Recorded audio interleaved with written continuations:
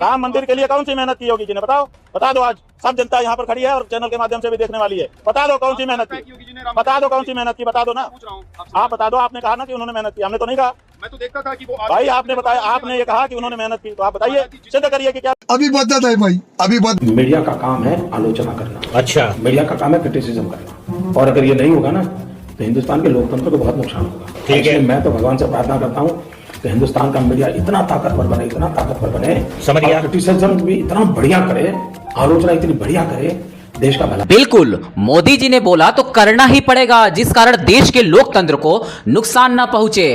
UGC के बारे में बाद में बात करेंगे, लेकिन उससे पहले जो अभी गंदगी फैलाए हैं कांग्रेसाचार्य, उनसे और उनके गिद्धों से मिल लेते हैं।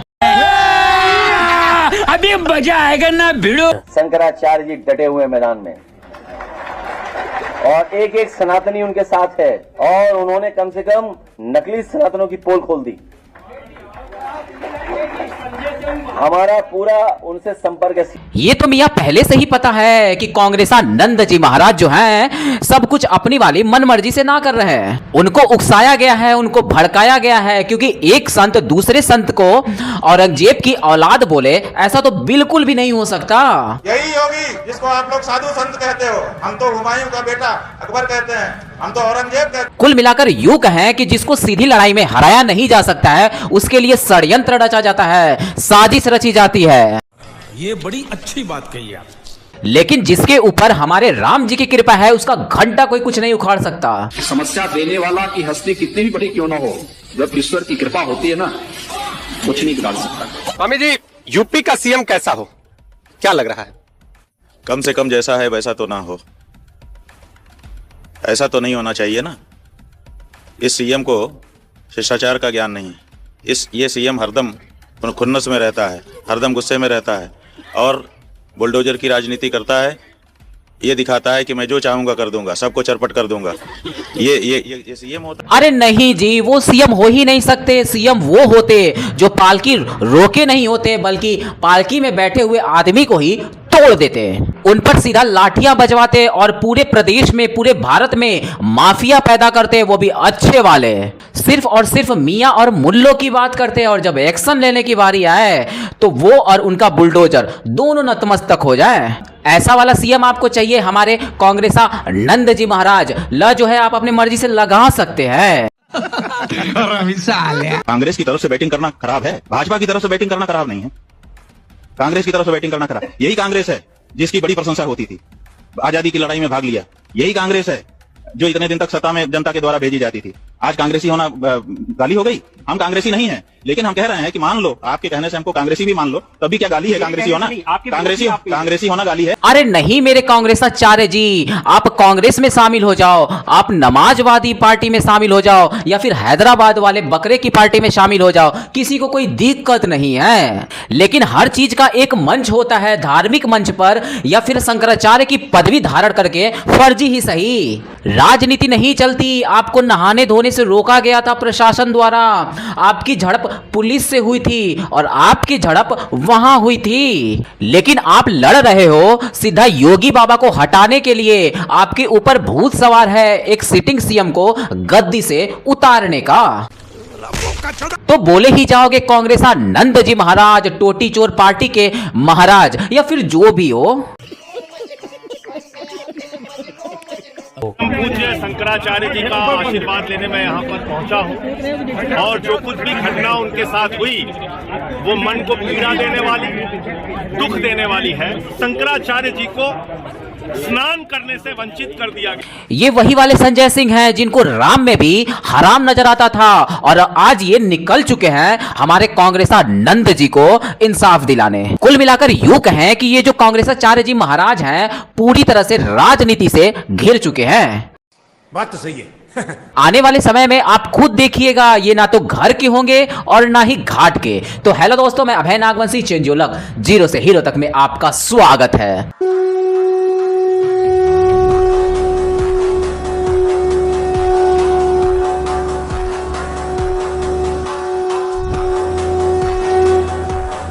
राम मंदिर के लिए कौन सी मेहनत की होगी जिन्हें बताओ, बता दो, आज सब जनता यहाँ पर खड़ी है और चैनल के माध्यम से भी देखने वाली है। बता दो कौन सी मेहनत की, बता दो कौन सी मेहनत की, बता दो ना। आप बता दो, आपने कहा ना कि उन्होंने मेहनत की, हमने तो नहीं कहा। मैं तो देखता था कि वो भाई आपने बताया, आपने ये कहा कि उन्होंने मेहनत की, तो आप बताइए, सिद्ध करिए कि क्या। बिल्कुल सही सवाल है हमारे कांग्रेसा नंद जी महाराज का कि योगी जी ने, निर्मोही बाबा ने आखिर राम मंदिर के लिए किया ही क्या था। हमारे कांग्रेसा नंद जी, कांग्रेसाचार्य जी वही किया जो आप मौनी अमावस्या वाले दिन बोल रहे हो कि गड़बड़ हो गया, नहाने धोने हमको नहीं दिया गया। वो सारी गलती हमारे निर्मोही बाबा यानी योगी बाबा की है। तो वैसे ही राम मंदिर का फैसला आने के बाद कुछ लोग कहते थे कि खून की नदियां बह जाएंगी, ऐसा हो जाएगा, वैसा हो जाएगा। कुछ ना हुआ, आज मंदिर बनकर तैयार भी हो गया। अब तो देश विदेश की जनता वहां दर्शन करने को भी जा रही। देश में ऐसे कई सारे फैसले हैं जो हो जाते हैं लेकिन लागू नहीं हो पाता। उस फैसले को लागू करवाने के लिए जिगरा होना चाहिए और वो जिगरा जो सरकार में बैठा है उसके पास होना चाहिए। हमारे निर्मोही बाबा के पास, हमारे योगी बाबा के पास वो सब कुछ मौजूद है, इसलिए सब काम जो है बिल्कुल आराम आराम से हो गया। यही उनका काम था और यही उनकी जिम्मेदारी थी। बस हवा निकल गई। उनकी जिम्मेदारी ये वाली नहीं थी कि हथौड़ा हाथ में लेकर वहां पत्थर लगाते। अच्छा अगला जो मेला होगा, अभी तक बता दे रहे हैं कि हम लोग आएंगे, उस समय मेला लगा भी नहीं पाएंगे, होगा संघर्ष जो होना। पहले से बता के करना ठीक रहता है, चलते मेले में कोई निर्बंध डालना ठीक रहता है, इसलिए अभी हम किसी जनता को। अरे हमारे कांग्रेसा नंद जी महाराज, आप गलत आदमी को धमकी दे रहे हैं, उनको धमकी नहीं दिया जाता है। ऐसे ही तौकीर रजा नाम का एक मुल्ला था जो बहुत दिनों से धमकी खेल रहा था और आज वो कहां है, किस हालात में है, किसी को कुछ पता नहीं है।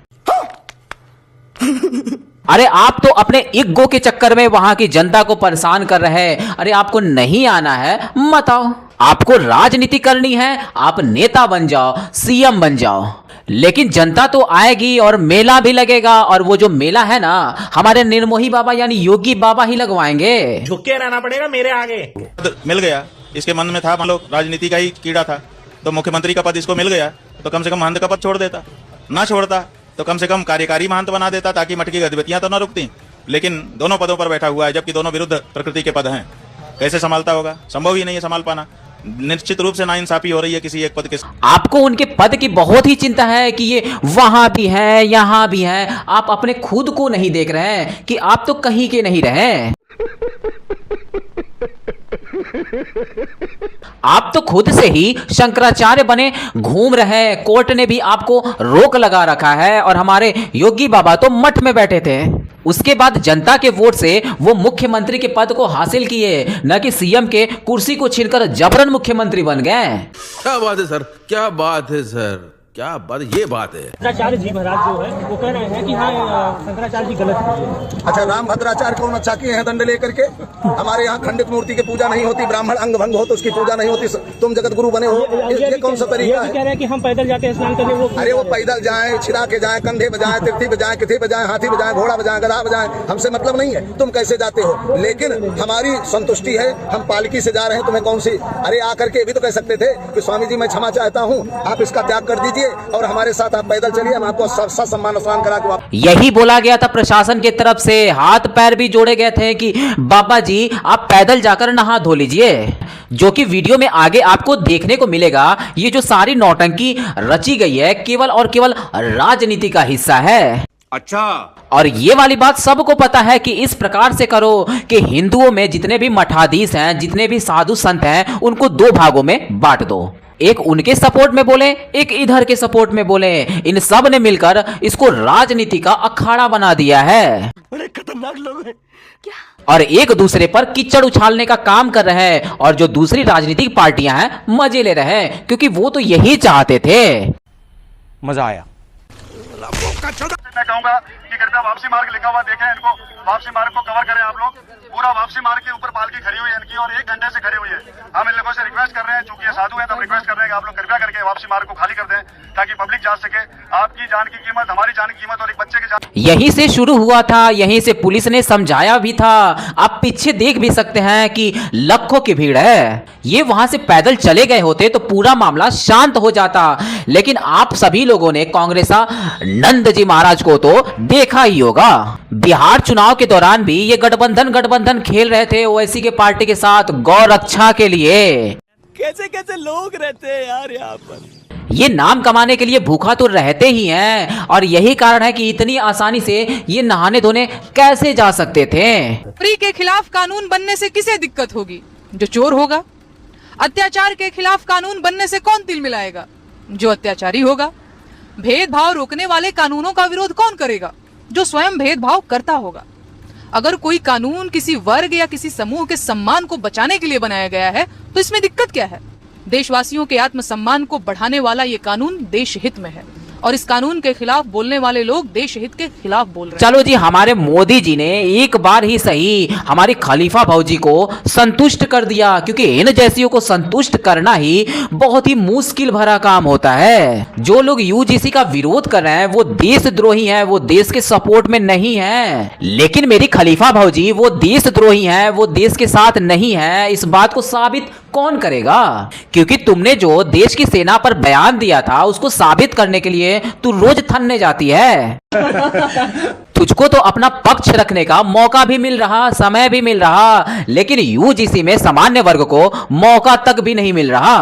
तकलीफ तो सिर्फ इस बात की है। अरे साथियों, अभी अभी यूजीसी के नए नियम आए हैं, बड़ी चर्चा हो रही है, बड़ा विरोध हो रहा है, और मैं आपको स्पष्ट कहना चाहता हूं, वही विरोध कर रहा है जो जाति के आधार पर SC ST OBC के बच्चों का शोषण करने का काम करता है, उनको अपमानित करने का काम करता है। मैं सरकार को कहना चाहता हूं, चंद मुट्ठी भर लोगों की वजह से अगर यूजीसी पे फैसला वापस हुआ तो हम 85% बहुजन समाज के लोग सड़कों पे उतर के। हमारे मोदी जी सबका साथ और सबका विकास के चक्कर में अपने हाथों में ऐसा बांस ले लिए हैं जिसको ना तो आगे से डाला जा सकता है ना तो पीछे से निकाला जा सकता।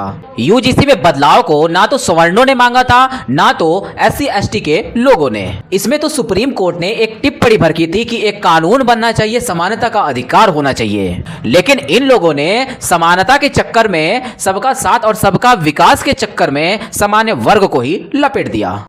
जोर जोर से बोल के लोगों को स्कीमें बता दे। आपको इस आधार पर फंसाया जाना चाहिए कि आपने कभी भी इस देश के 90% OBC SC ST बहुसंख्यक जो आबादी है, जो माइनॉरिटी है, उसको आपने उसका हक नहीं दिया। आपको इस बेसिस पर फंसाया जाना चाहिए। क्योंकि तो स्वर्ण समाज के लोगों को आप लोग कैसे विश्वास दिलाएंगे कि उनके खिलाफ? हमें विश्वास दिलाने की जरूरत नहीं है, वो खुद से विश्वास करें। वो खुद से विश्वास करें कि हजारों सालों से सत्ता का सुख भोगने वाले लोग, हजारों सालों से संस्थानों में बैठने वाले लोग, हजारों साल से देश की यूनिवर्सिटियों में, देश के संस्थानों में, जहां गुरुकुल हो, जहां जो भी जिस तरह की हमारी व्यवस्था रही, एजुकेशन सिस्टम, हर जगह से कब्जा करने वाले लोग, अगर आज हमें कोई हक मिल रहा है तो हम तुम्हें क्यों भरोसा दिलाएं? तुम खुद भरोसा कर। अरे मेरी भौजी, इसको हक छीनना कहते हैं, वो भी दूसरों का। बाकी इस डैन की बात को ध्यान से सुनिए, कितनी जहरीली सोच है इसके अंदर। बाकी मेरा तो यही बोलना है कि आरजेडी में जितने भी सवर्ण समाज के नेता हैं, मंत्री हैं, आप सभी लोगों को चुल्लू भर पानी खोज लेना चाहिए। बाकी उस चुल्लू भर पानी का क्या करना होगा आप लोग हमें कमेंट में जरूर बताइए। अभी बदत है भाई, अभी बदत। दोस्तों, तो कैसी लगी आज की वीडियो और आप इस चैनल पर कहां से जुड़े हैं हमें कमेंट बॉक्स में रिप्लाई करना बिल्कुल भी ना भूलें। वीडियो अंत तक देखा तो उम्मीद करता हूं कि पसंद तो जरूर आई होगी, इसलिए लाइक करें और अपने दोस्तों के साथ शेयर करना बिल्कुल भी ना भूलें। तो मिलते हैं आने वाले नए वीडियो के साथ, तब तक के लिए जय हिंद, जय भारत, वंदे मातरम।